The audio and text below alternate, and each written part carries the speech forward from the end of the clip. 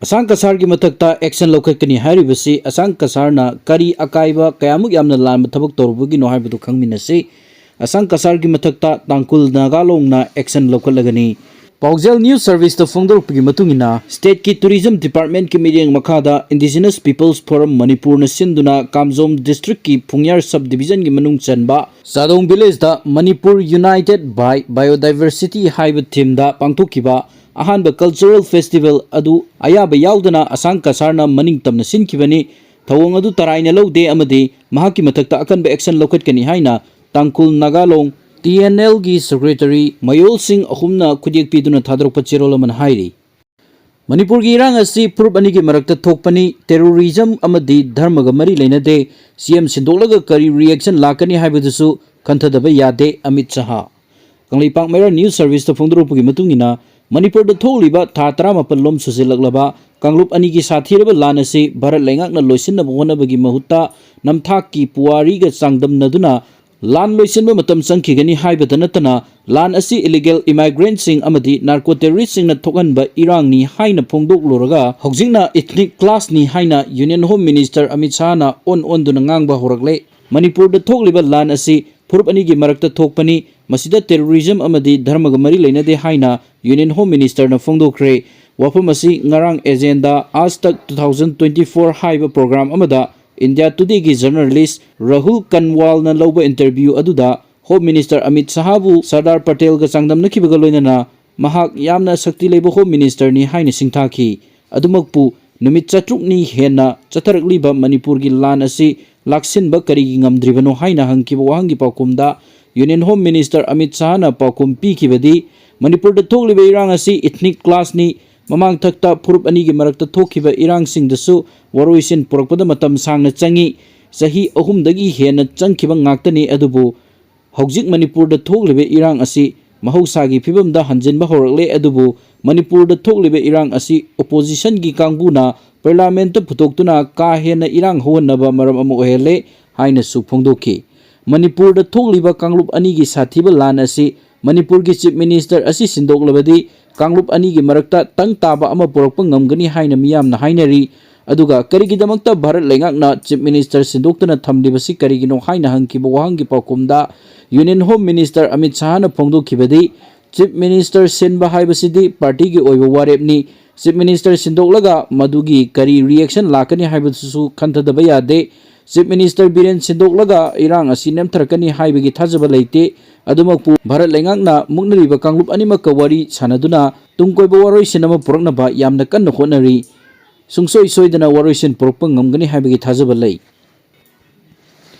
Kungakpa hatpa commando action logadabani Phajinkiba khurngakpa taruk condition yauduna thadokadabani haina Thaubalda lambi thingbagi khongjang changsen krai Kangleipaki Mera News Service to Fongdorpagi matungina ngarang Thaubal district ki salungpham da thokiba nomai kamnabagi thodokta fakiba kungakpa miyoi taruk condition amata yauduna thadokadabani kungakpa phariba hatpada chenaba police commando gi mathakta matik chaba ain gi oiba action lokhatkadabani haiduna ngasi ayuk anganbada miyamna Thaubalda National Highway 102 Imphal Morai lambi thingduna akanba khongjang changsin kre ngasi ayuk pung 10 makhairom taba matamdagi hauna Thaubalda district ki tongan mafam singdagi lakpa masing yamlaba mera paibi ima ibel singna Thaubalda Mela Ground Community Hall da punduna laiki tungda miyam aduna National Highway lambi da thoraktuna lambi thingbagi akanba khongjang hauki ngarangi thodok aduga mari leinana semkiba JAC na Manipur lengakta demand kaya tanduna taksilli demand sing adudi khulngakpa miyoi sing hapada chenaba police commando thabaktagi lawthokadabani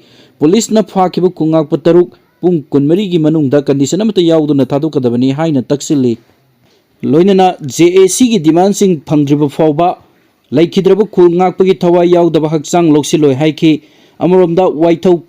kiam sifai haukha mamangdasu Thaubal Kunaugi Club 19 gi apunba loop ama oiriba Maitai Community Joint Coordinating Committee gi ima ibel singnasu salungpham da thokiba thodok adu yauna khulngakpasingbu fabu punbagi thabak chatharakpabu yaningdabu phongdoktuna ngarang numidang da Thaubal Babu Bazar da kholaw kaya lauduna khongjang changsinki khongjang adu da saru yakibi Maira Paibi amana phongdorokpada Manipur kannaba yamna kanna honajariba khulngakpa isa inausing asibu ngakpi senbibagi mahuta makoibu phabu punba amadi hatpagi thabak chatharakpa asi mama oibi singna yaningde लेबाकी येंगनबा Manipur बु थुगाइनबु होनरिबा terrorist खुद थाबगी महुत्ता state force सिंगना Meitei खुल ngakpasing da onsin khut tharakpa haibasi yamna laibak thibani thokdok asigumna matungda amu hana thon biganu amoromda fazin khiba khul ngakpa miyoi taruk pusu athuba matamda condition amata yauduna thadopir u hainisu appeal tawki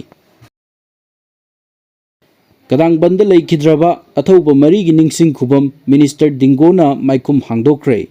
sekmai AC gi manung chana leiba Imphal West ki kadang banda kuki narco terrorist na landarak pada laikhidraba mari gi ningsing khubam ama social welfare minister haikam dingona athoiba mitunglen oiduna ngasi hangdokre thoramadudha retired IAS RK Nimai CCSK gi president Jitendra Ningombam sekmai AC gi gram panchayat manga gi jila parishad panchayat member village volunteer amadi laikhidraba imung mari gi miyoi singna saruk yaki thoramadhuga mari leinana athoiba mitunglen oina saruk yakiba minister haikam dingona hai kuki narco terrorist in satharliba lan asi thatar nipan sure masina maram oiga micham miyam gi punsida asuki matik awaba mayoknari kuki singna landarak padangak thokna bu khonabada thawaina pontha pi khraba athoba mari maisnam ibomsa ningombam James Bond Kumantem Robin amadi nongthombam Michael Dev mangangi mafumda ikai kumnabu utpa haibasi aikoi khudima ki tangai fadabani sekmai AC gi manung chanba Laren Kabi Kadangban Kurkhul Phumlo Khonghampat amadi mayang langjing GP gi village volunteer forcing na sinduna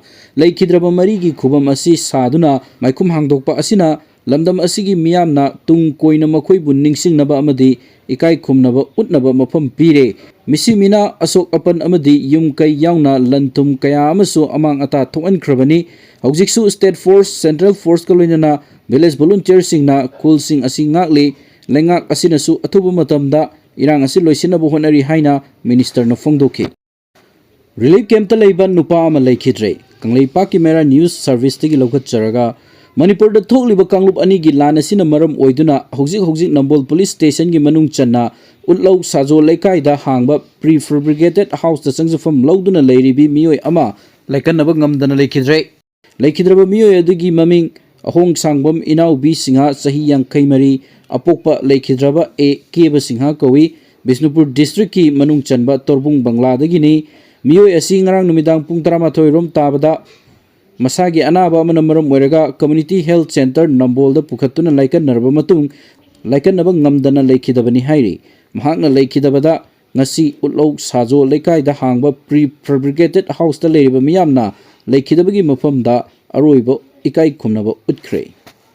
Delhi da khongjang changsin kre mamang sahi gi me ahum dagi horkiba irang asi hojik pawba waration phudoktuna leiriba asi aningdabu phongdoktuna Selin Digital na ngasi New Delhi ki Lodi Road ta leiba Godavari Auditorium mamangda wakat khongjang chathakre Honorable Prime Minister, please visit Manipur. Long live Manipur. We want peace and harmony. Stop violence in Manipur. Save Manipur haiba play card kaya sin aduna chathakiba khongjang aduga mari leinana Digital asigi chairman Fanjawbam Lanjitna hai hojik lamdam asida thoklibe irang asigi waroisin purakpada tengbang naba tongan bu political party singi MP sing hakthengna unaduna amadi telephone ki khutang da wari shanaduna memorandum pisin kibal laikre hairi